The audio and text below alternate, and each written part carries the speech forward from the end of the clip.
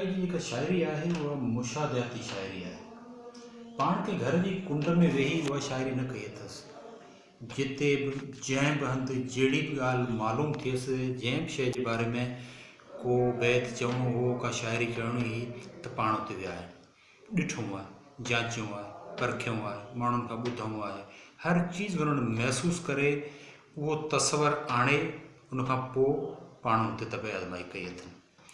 लतीफ़ साईं जॾहिं सुहिणी वारे हंधि, सुहिणी जिते ॿुॾी हुई उते पहुतो आहे ऐं उन दरिया जे कंधीअ ते पाण ॾिठो आहे त हितां शायदि सुहिणी दरिया में घिड़ी हुजे, त हिन अज़ीम फ़लसफ़ीअ उते वेही ज़ाहिर गौर वीचार कयो हूंदो, ॾिठो हूंदो, ॾिठई हूंदी, जाची हूंदी दरिया जा वखरा कंदियूं, हे जीअं आमतौर ते को माण्हू गुज़ारे वेंदो आहे त हुनजा कांधी थींदा आहिनि, कांधी हुनखे कुल्हनि ते खणंदा आहिनि, लेकिन सुहिणी त दरिया में ॿुॾी हुई, ज़ाहिर हुनजो को बि कांधी कोन हो। इहो तस्वुरु महसूसु कंदे पाण हिकिड़ो शेर फ़रमायो अथनि जंहिंमें इन सॼे मंज़र खे समोयो अथनि।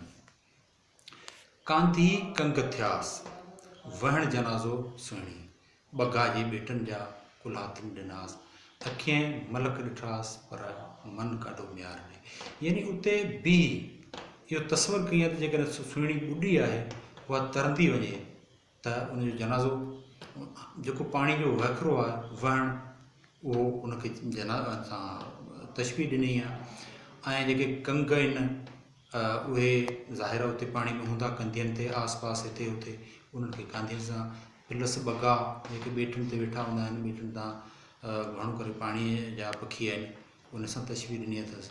ॿिए नंबर ते चयो अथसि त अखियूं मलक ॾिठासि त मन काॾो म्यार ॾे। यानी सुहिणीअ मलाइक ॾिसण खां पोइ बि, मरी वञण खां पोइ बि हुनजो मन म्यार ॾियो।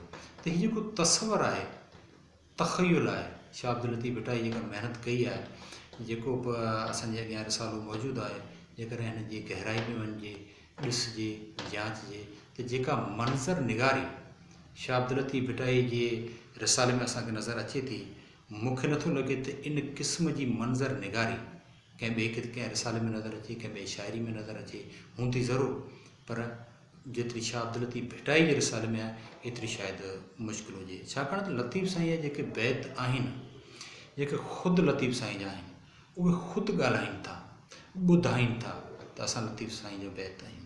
जेकॾहिं को बैत न आहे, कंहिं सुगड़ जो आहे, कंहिं कारीगर ठाहियो आहे, या कंहिं अञा विची कंहिं ॿिए जो आहे, त उहो बैत ॿुधाए थो। यानी लतीफ़ साईं जो बैत अगरि दिलि खे छुए नथो त सम्झो उहो लतीफ़ साईं जो बैत न आहे। अगरि दिलि खे छुए थो ऐं उहो मंज़र ऑटोमेटिक हिकिड़ी तस्वर वांगुरु अॻियां अचो वञे त पक ॼाणो इहो लतीफ़ साईं जो बैत आहे।